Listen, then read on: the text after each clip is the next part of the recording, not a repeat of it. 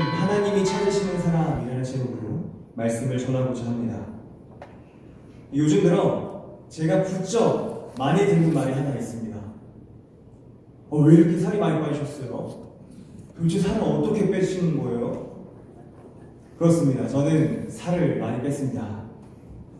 지난 3월 중순부터 식단을 조절하고 걷는 것을 병행하면서 다이어트를 시작했습니다. 사실 그동안 다이어트를 시작하기 전까지 저는 다이어트에 대한 수많은 정보들을 들어왔었습니다. 살은 이렇게 하면 빠지고 저렇게 하면 찐다. 이 어떻게 해야 살이 빠지는지는 이미 오래전부터 잘 알고 있었습니다. 많이 들었기 때문입니다. 하지만 저의 살은 빠지지 않았습니다. 오히려 저는 최근에서야 살을 뺄 수 있었습니다. 뭐가 달라졌을까요? 예전에는 다이어트에 대한 방법을 듣기만 했었습니다. 그러나 이번에는 듣기만 하지 않았습니다. 들은 것을 실행에 옮겼습니다. 듣는 것에서 끝나지 않고 그대로 실천하니까 저의 몸이 달라졌습니다. 이전보다 몸이 훨씬 가벼워졌고 훨씬 건강해졌습니다. 이처럼 그저 듣기만 하는 것보다는 들은 것을 실천하는 것이 우리의 인생에 큰 변화를 가져다 준다는 사실을 알 수 있습니다. 제 몸이 증거입니다. 그만큼 들은 것을 실천하는 태도는 우리의 인생에서 매우 중요합니다. 그런데 오늘 성경 본문을 보니까 들은 것을 실천하는 태도는 우리의 인생뿐만 아니라 신앙생활에 있어서도 굉장히 중요하다는 것을 우리에게 알려주고 있습니다. 본문 22절 말씀입니다. 말씀을 행하는 사람이 되십시오. 그저 듣기만 하여 자신을 속이는 사람이 되지 마십시오. 이 야고보서를 기록한 야고보는 말씀을 행하는 사람이 되려고 권면하면서 특별히 강조해서 경고하고 있는 대상이 있습니다. 그 대상이 누구입니까? 말씀을 듣기만 하는 사람들입니다. 단지 말씀을 듣기만 하고 그 후에 아무런 행함도 없고 아무런 변화도 없는 사람들에게 이렇게 경고하는 것입니다. 내 자신을 속이지 마. 내 자신에게 거짓말하지 마.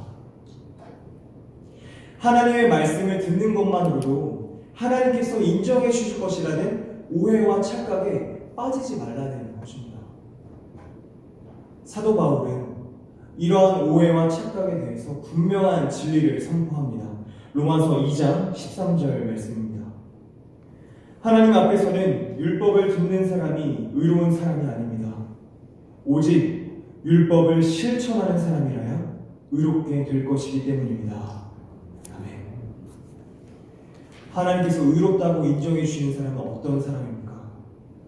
말씀을 듣기만 하는 사람이 아닙니다. 말씀을 듣고 행하는 사람을 하나님께서 의롭다고 인정해 주시는 것입니다. 그렇습니다.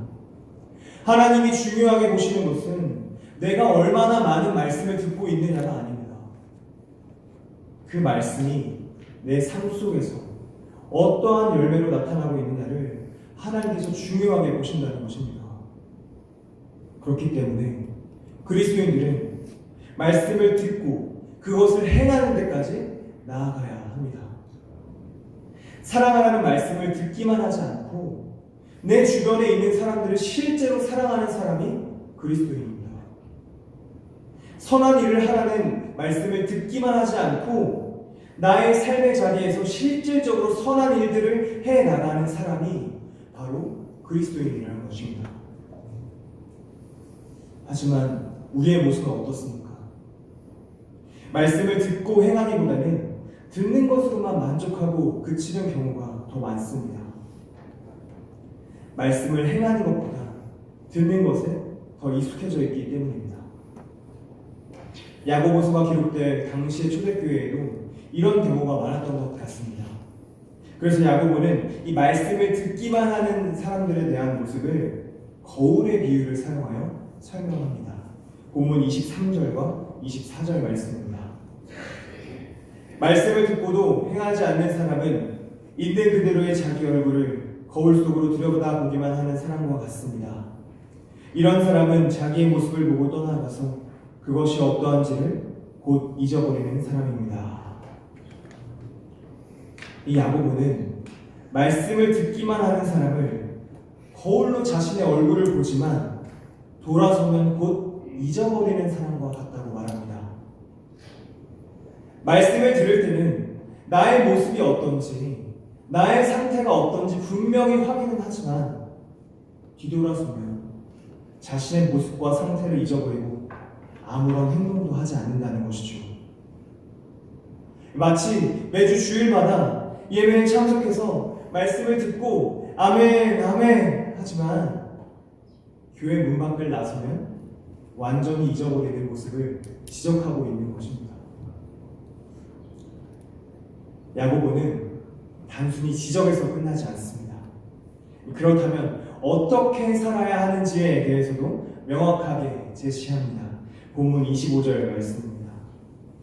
그러나 완전한 율법, 곧 자유를 주는 율법을 잘 살피고 끊임없이 그대로 사는 사람은 율법을 듣고서 잊어버리는 사람이 아니라 그것을 실행하는 사람인 것입니다.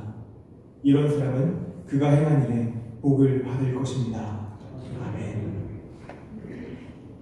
야고보는 어떤 사람이 말씀을 실행하는 사람이라고 소개합니까?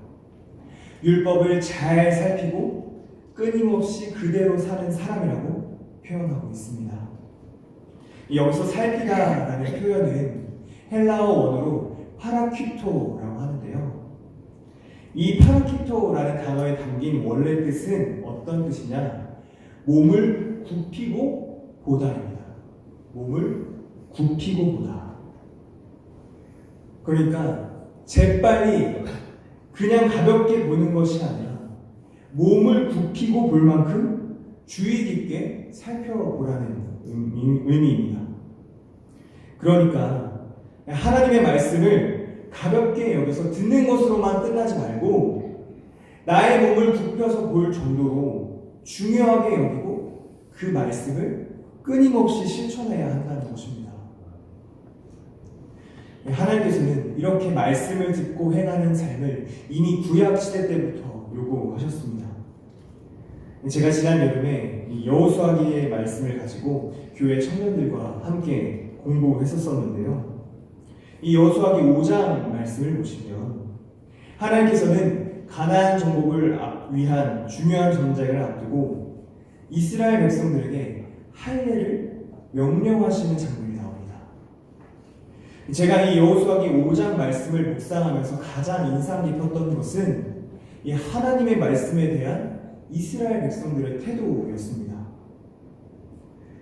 이집트에서 노예 생활을 했던 이전 세대, 그러니까 여호수아 이전 세대는 하나님의 말씀을 듣고도 따르지 않았습니다. 여호수아기 5장 6절 말씀입니다.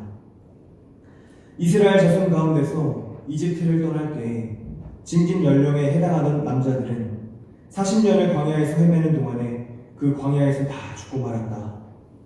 주님께서는 우리에게 젖과 꿀이 흐르는 땅을 주시겠다고 우리의 조상에게 맹세하셨지만 이집트를 떠난 조상이 주님의 말씀을 순종하지 않았기 때문에 그들이 젖과 꿀이 흐르는 땅 그 땅을 볼 수 없게 하겠다고 맹세하셨다. 이전 세대가 그토록 들어가고 싶어 했던 가나안 땅에 들어가지 못하고 다 죽을 때까지 40년 동안을 광야에서 헤매게 된 결정적인 이유가 무엇입니까? 성경은 이렇게 이야기합니다. 주님의 말씀을 순종하지 않았기 때문에. 이 말씀을 개역개정 성경으로 보면 여호와의 음성을 청종하지 않았다라고 이렇게 기록되어 있습니다. 청종이 무엇입니까? 듣고 따르는 것입니다. 이전 세대는 이 가나안 땅을 주실 것이라는 하나님의 말씀을 듣고도 따르지 않았습니다. 하나님의 말씀을 신뢰하지 못하고 오히려 하나님을 원망했습니다. 가나안 땅은 견고하고 그 땅에 사는 원주민들은 강하다는 이 정탐꾼들의 말을 듣고 지레 겁을 먹은 것입니다. 가나안 땅을 주시겠다는 하나님의 말씀을 듣고도 따르지 않았던 이전 세대를 보면서 하나님은 진노하셨습니다. 민수기 14장 22절과 23절 말씀입니다. 나의 영광을 보고도 내가 이집트와 광야에서 보여준 이적을 보고도 10번이나 거듭 나를 시험하고 내 말에 순종하지 않은 사람들은 어느 누구도 내가 그들의 조상들에게 주기로 맹세한 그 땅을 못 볼 것이다. 나를 멸시한 사람은 어느 누구도 그 땅을 못 볼 것이다. 하나님의 말씀에 순종하지 않으면, 하나님의 말씀을 청종하지 않으면, 하나님의 말씀을 듣고도 따르지 않으면 하나님의 보호하심이 보장되지 않는다는 것입니다. 그런데 이것을 반대로 생각해보면 이렇습니다. 하나님의 말씀에 순종하면, 하나님의 말씀을 청종하면, 하나님의 말씀을 듣고 따르면 하나님께서 반드시 그 사람을 자신의 백성으로 인정해 주시고 끝까지 보호해 주신다는 것입니다. 실제로 하나님의 말씀을 청종하지 않았던 이전 세대와 달리 그 다음 세대는 하나님의 말씀에 청종합니다. 이 전쟁을 앞두고 할례를 행하라는 하나님의 말씀에 여호수아를 비롯한 모든 다음 세대가 할례를 행하는 것입니다. 성도님들 한번 생각해 보셨으면 좋겠어요. 사실 군사적인 관점에서 이 상황을 보면 굉장히 무모한 일이었습니다. 할례를 행하게 되면 이 남성의 성기 끝에 포피를 베어내야 하기 때문에 며칠 동안은 상당한 고통이 따르고 행동도 부자연스러울 수밖에 없었습니다. 이 중요한 전쟁을 앞두고 할례를 시행한다는 것은 그들의 전투력을 일부러 상실하는 것과 다름없는 행동이었습니다. 그러나 여호수아를 비롯한 다음 세대는 하나님의 말씀을 듣고 그대로 순종합니다. 하나님의 말씀을 듣고도 따르지 않았던 이전 세대와 하나님의 말씀을 듣고 그대로 행했던 다음 세대는 무엇이 달랐을까요? 하나님의 말씀과 나의 인간적인 계산 사이의 우선순위를 어디에 두느냐가 달랐습니다. 이전 세대는 이 하나님의 말씀보다 자신들의 인간적인 계산을 더 중요하게 생각했습니다. 이 계산을 해보니까 가나안 땅을 주시겠다는 하나님의 말씀보다 이 가나안과 전쟁을 했을 때 얻게 될 피해가 더욱더 크게 느껴진 것입니다. 하지만 다음 세대는 달랐습니다. 아무리 생각하고 이리저리 계산해봐도 이 전쟁을 앞두고 할례를 받는 것은 전략적으로 무조건 손해였습니다. 그러나 인간적인 계산보다 이 가나안 땅을 주겠다는 하나님의 말씀을 우선순위에 두니까 그 말씀을 듣고 바로 행동으로 옮기게 된 것입니다. 하나님의 말씀에 청종하는 것입니다. 하나님의 말씀에 청종했던 다음 세대는 결국 어떻게 되었습니까? 하나님의 말씀에 청종하지 못했던, 하나님의 말씀에 청종하지 않았던 이전 세대가 들어가지 못한 이 가나안 땅에 들어가게 되었습니다. 적과 꿀이 흐르는 풍요로운 땅에 들어가게 된 것입니다. 이집트에서의 노예 생활과 또 40년 동안의 광야 생활과는 전혀 다른 진짜 사람다운 삶을 살게 되었습니다. 인생의 큰 변화를 맞이하게 된 것이죠. 사랑하는 성도 여러분, 지금 저와 여러분의 삶을 한번 정직하게 돌아보았으면 좋겠습니다. 하나님의 말씀을 듣고 그대로 행하고 계신가요? 아니면 하나님의 말씀을 듣는 것에만 익숙해져 있지는 않으신가요? 만약 하나님의 말씀을 듣는 것에만 익숙해져 있다면 자신의 삶을 진지하게 돌아볼 필요가 있습니다. 하나님의 말씀보다 나의 인간적인 계산을 더 우선순위에 두지 않았는지 말입니다. 거룩하라는 하나님의 말씀보다 거룩하게 살면서 얻게 될 불편함을 더 크게 생각하면 절대 거룩하게 살 수 없습니다.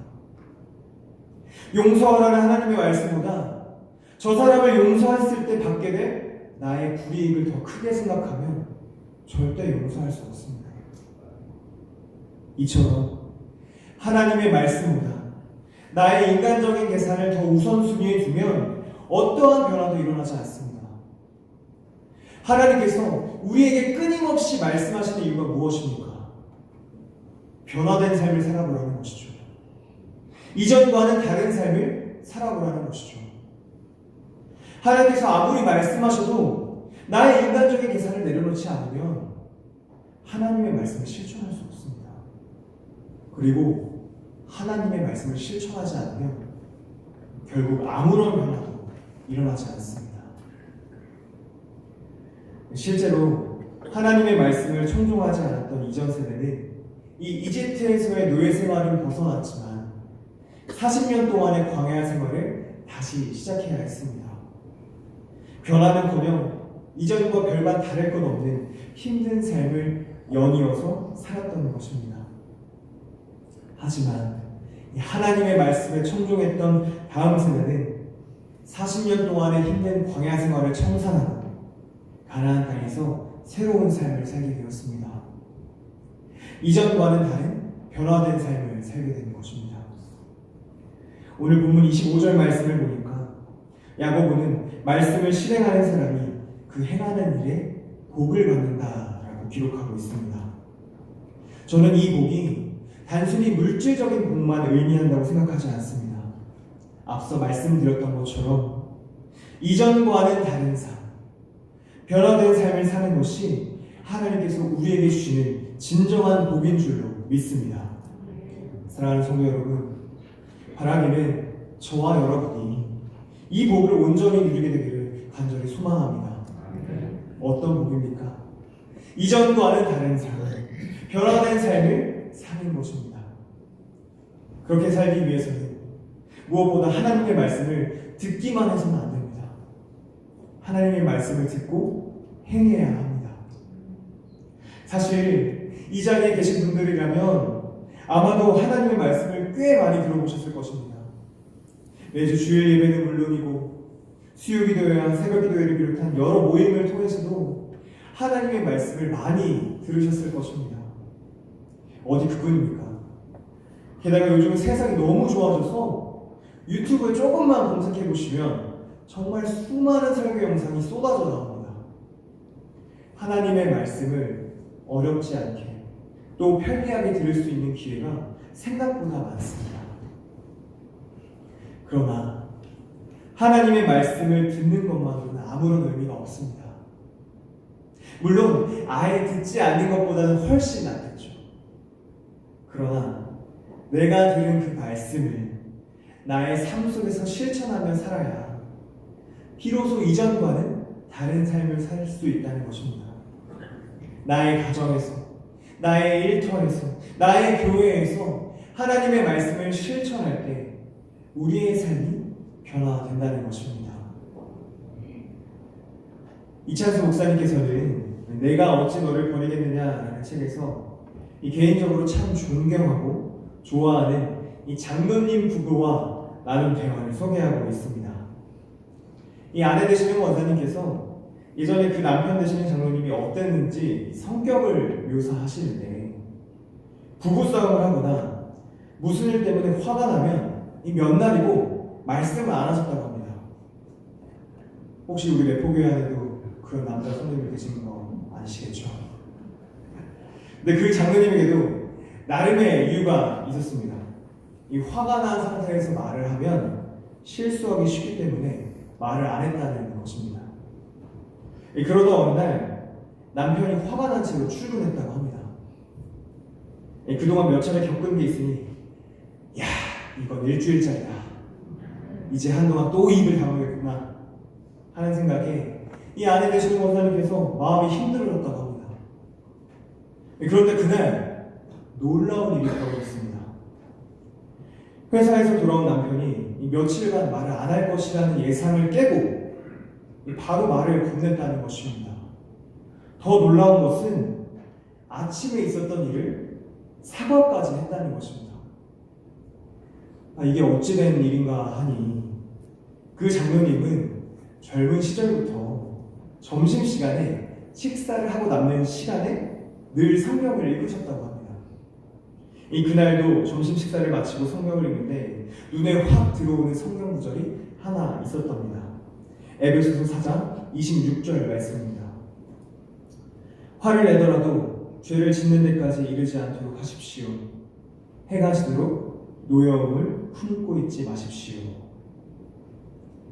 이 장로님은 이 말씀을 읽으면서 그동안 자기가 잘못했다는 것을 깨달았습니다. 이분이 참 귀하고 존경스러운 것이 말씀을 깨달으면 깨달은 그대로 실천하셨다는 것입니다. 그래서 장로님은 집에 가자마자 이 아내에게 말을 건네고 사과를 하셨답니다. 아내 되시는 권사님께서 이찬수 목사님께 이 이야기를 해주시면서 이렇게 덧붙이셨답니다. 저 사람은 사람의 말은 몰라도 하나님의 말씀이 이렇다 인정되면 무조건 순종해요. 해가 지도록 노염을 품고 있지 마십시오 라는 말씀을 깨닫고 저에게 사과한 그날부터 오늘날까지 그 말씀을 지키고 있습니다. 처음엔 성격이 많이 달라서 힘들고 상처도 많이 받고 했는데 늘 말씀으로 자기를 돌아보고 깨달은 대로 살아내니 시간이 갈수록 존경하게 되더라고요. 지금은 정말 존경하는 남편이에요. 만약 이 장로님께서 해가 지도록 노염을 품고 있지 마십시오 라는 이 하나님의 말씀을 그저 듣기만 했었다면 아무런 변화도 일어나지 않았을 것입니다. 하지만 그 말씀을 듣고 그대로 실천했더니 어떻게 되었습니까? 아내에게 상처를 주던 삶에서 아내에게 존경을 받는 삶으로 변화되지 않았습니까? 그렇습니다. 하나님께서 찾으시는 사람이 바로 이런 사람입니다. 어떤 사람입니까? 하나님의 말씀을 듣는 것에서 만족하지 않고 실행에 옮기는 사람. 그래서 이전과는 다른 변화된 삶을 살아가는 사람을 하나님께서 지금 찾고 계십니다. 하나님께서 그런 사람을 찾았다고 말씀하시는 것이 사랑하는 우리 매포교회가 되기를 간절히 소망합니다. 하나님의 말씀을 듣고 행하는 것이 아직까지 나에게 어렵게 느껴진다면 간절한 마음으로 이렇게 기도했으면 좋겠습니다. 하나님, 주신 말씀 그대로 실천할 수 있는 용기와 능력을 나에게 주세요. 하나님, 주신 말씀 그대로 실천할 수 있도록 나를, 또 우리 가정을, 또 우리 교회를 지켜주세요. 하나님께서 저와 여러분의 간절한 기도를 외면하지 않으시고 반드시 응답하실 줄로 믿습니다. 저는 우리 매포교회가 이미 하나님의 말씀을 잘 실천하고 있고 또 앞으로도 하나님의 말씀을 잘 실천할 수 있는 교회라고 믿습니다. 제가 이러한 믿음을 가지고 있는 것은 제가 단순히 매포교회 출신이어서가 아닙니다. 이 설교를 준비하면서 하나님께서 저한테 기억나게 하신 모습이 있었기 때문입니다. 바로 작년 여름에 제가 영등포 중앙교회 청년들과 함께 이 단양공주방 여름성경학교를 섬기기 위해 매포교회에 왔을 때의 모습입니다. 이 어린 아이들에게 하나님의 사랑을 전하기 위해 이 매포교회를 방문했던 청년들이 오히려 매포교회 성도님들을 통해 하나님의 사랑을 배우고 돌아갔다고 고백했는데요. 설교를 마무리하면서 지난 설교에 참여했던 청년들이 직접 쓴 간증문의 일부를 제가 성도님들께 읽어드리도록 하겠습니다. 사실 아이들과 놀고 어울리며 잠시 머물다 가는 외지인에 불과할지도 모르는 선교 팀원들에게 여름성경학교 교사가 기대할 수 있는 이상으로 많은 편의와 호의를 베풀어 주신 단양 매포감리교회 모든 지체분들께 감사드리는 마음을 지울 수가 없습니다.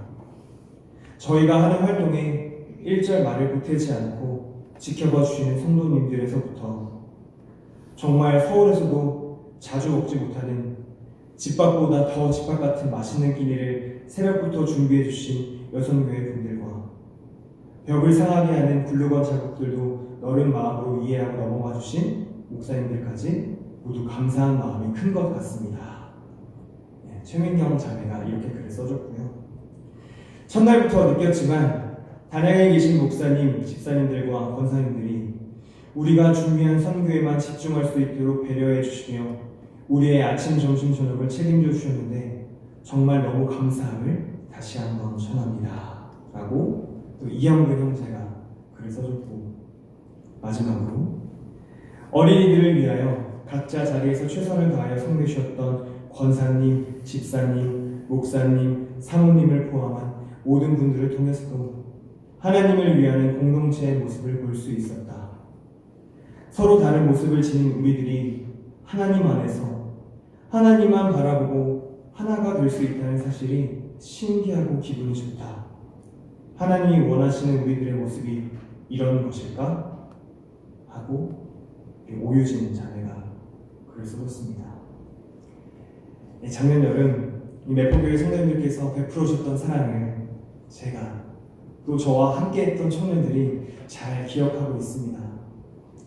저는 매포교회 성도님들께서 이 말씀을 듣기만 한 것이 아니라 잘 실천했기 때문에 가능했다고 생각합니다. 어떤 말씀이냐면 요한복음서 13장 34절 말씀입니다. 제가 읽어드리겠습니다. 이제 나는 너희에게 새 계명을 준다. 서로 사랑하여라. 내가 너희를 사랑한 것 같이 너희도 서로 사랑하여라. 아멘. 너희도 서로 사랑하여라 라는 이 말씀대로 처음 보는 청년들까지도 사랑해 주셨듯이 매일 보는 여러분의 가족들과 동료들 그리고 교회 식구들까지 사랑해 주시기 바랍니다. 나의 인간적인 계산은 과감히 내려놓고 이 서로 사랑하라는 하나님의 말씀을 내 삶의 우선순위에 두고 실천할 때 하나님께서 저와 여러분에게 또 이 매포교회 위에 변화된 삶을 허락해 주실 것이라고 저는 확실합니다.